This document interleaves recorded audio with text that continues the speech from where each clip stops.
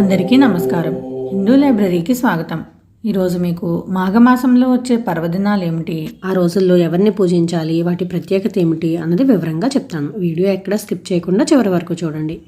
మాఘమాసంలో మాఘశుద్ధ పంచమిని శ్రీ పంచమి లేదా వసంత పంచమి అని అంటారు. ఈరోజు మనం సరస్వతీదేవి జన్మదినంగా జరుపుకుంటామన్నమాట. ఉత్తర భారతదేశంలో దీన్ని చాలా ఘనంగా జరుపుతారు. పాఠశాలల్లో సరస్వతీదేవిని ప్రతిష్ఠించి విద్యార్థుల చేత స్వయంగా పూజలు చేయిస్తారు. శ్రీపంచమి రోజు అక్షరాభ్యాసాలు కూడా పెద్ద సంఖ్యలో జరుగుతూ ఉంటాయి. చదువుకునే పిల్లలు ఉంటే కనుక ఈరోజు స్నానం చేయించి వాళ్ళ చేతే స్వయంగా సరస్వతీ పూజ చేయించి వాళ్లకు వచ్చిన సరస్వతి శ్లోకాలు చదివించండి. వాళ్లకు జ్ఞానం అభివృద్ధి చెంది మంచి మార్గంలో పయనిస్తారు. తెల్లని వస్త్రాలు ధరించి తెల్లని పూలతో ఆమెను పూజించాలి. మాఘమాసం సూర్యారాధనకు చాలా విశిష్టమైన మాసం. అనేక రకాల ఆరోగ్య సమస్యల నుంచి బయటపడడానికి సూర్యారాధన చేసి ఫలితం పొందిన వాళ్ళని ఎంతోమందిని మనం పురాణాల్లో చూస్తూ ఉంటాం. సూర్యుడు ఆరోగ్య ప్రదాత. అలాగే శత్రాజిత్తుకు రోజు బంగారాన్ని ప్రసాదించే శమంతకమణిని, ధర్మరాజుకు అరణ్యవాస సమయంలో తనతో పాటు వచ్చిన వారి ఆకలి తీర్చడానికి అక్షయ పాత్రను ప్రసాదించి సంపద ప్రదాతగా కూడా కీర్తించబడ్డాడు. నవ వ్యాకరణ పండితుడిగా చెప్పబడే హనుమంతుడికి గురువు కాబట్టి జ్ఞానప్రదాతగా కూడా మనం సూర్యుడిని పూజిస్తాం. అంతవరకు ఎందుకు, సూర్యుడి వల్లే మొక్కలు ఆహారాన్ని తయారు చేస్తున్నాయి. వాటి నుంచే మిగిలిన జీవులన్నీ కూడా బ్రతుకుతున్నాయి. సూర్యుడు లేకపోతే భూమి మీద జీవమే లేదు. మన కళ్ళకు కనిపించే ప్రత్యక్ష దైవం సూర్యనారాయణమూర్తి. పూర్వపు రోజుల నుంచి కూడా సూర్యారాధన అమల్లో ఉంది. పెద్దగా పూజలు చేయడం అలవాటు లేని వాళ్ళు కూడా పొద్దున్నే లేచి సూర్య నమస్కారం చేయడం మనకు తెలిసిందే. కాబట్టి సూర్యారాధన అనేది ఇంత విశిష్టమైనది అన్నమాట. ఈ మాఘమాసం సూర్యారాధనకు ఇంకా ప్రత్యేకమైన నెల. మాఘమాసంలో స్నానానికి చాలా విశిష్టమైన స్థానం ఉంది. సూర్యోదయానికి ముందే నిద్రలేచి నదీ స్నానం చేస్తే చాలా మంచిది. అలా చేయలేని పక్షంలో ఇంటి దగ్గరైనా సరే సూర్యోదయానికి ముందే స్నానం చేయాలి. ఇలా స్నానం ఆచరించి సూర్యోదయ సమయంలో సూర్యునికి నమస్కారం చేయాలి. అర్ఘ్యం ఇచ్చే అలవాటు ఉన్న వాళ్ళు అర్ఘ్యం ఇవ్వాలి. మిగిలిన వాళ్ళు సూర్య నమస్కారాలు, సూర్య అష్టకం, ఆదిత్య హృదయం చదువుకుంటూ ఇలా సూర్య నమస్కారం సూర్యునికి ఎదురుగా నిలబడి చేస్తే కనుక ఆధ్యాత్మికంగానే కాకుండా ఆరోగ్యపరంగా కూడా మంచి ఫలితం సిద్ధిస్తుంది. ఆరోగ్యం భాస్కరాదిత్యేత్ అంటారు. అంటే ఆరోగ్యం సూర్యుని ఆధీనంలో ఉంటుంది అని.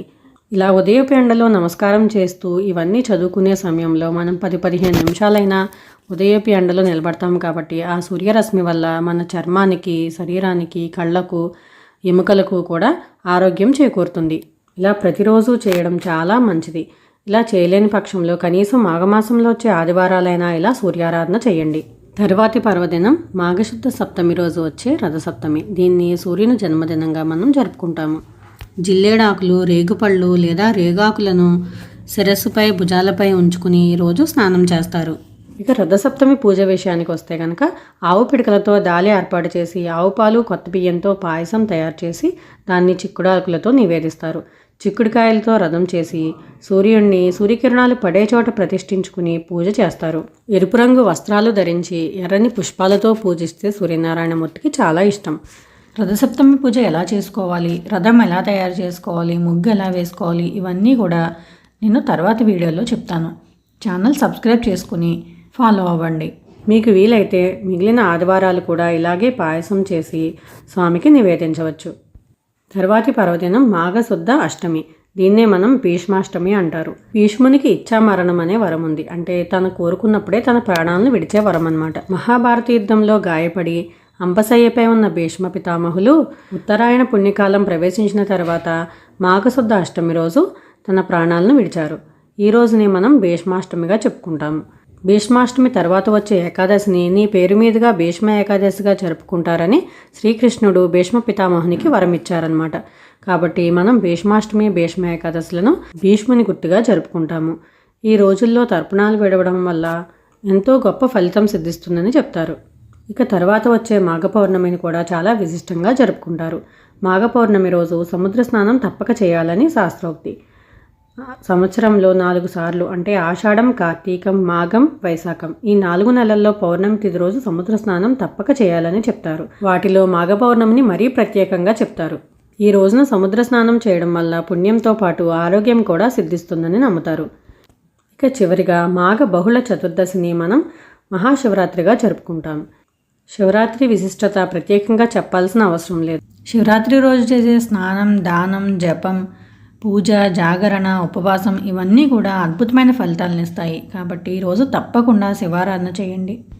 నోములు చేసుకునే స్త్రీలైతే మాఘమాసంలోనే వాటిని మొదలు పెట్టుకుంటారు. రథసప్తమి రోజు కానీ శివరాత్రి రోజు కానీ వాటిని మొదలు పెట్టుకుంటారు. కొత్తగా చేయాలనుకునే వాళ్ళైతే రథసప్తమి రోజే వాటిని మొదలు పెడతారు.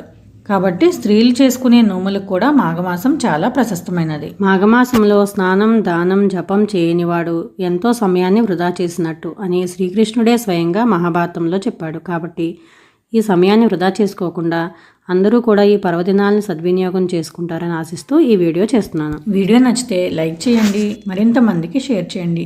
మరిన్ని ఉపయోగకరమైన వీడియోల కోసం ఛానల్ సబ్స్క్రైబ్ చేసుకోండి. మరో వీడియోతో మళ్ళీ కలుద్దాం. సర్వే జనా సుఖినో భవంతు.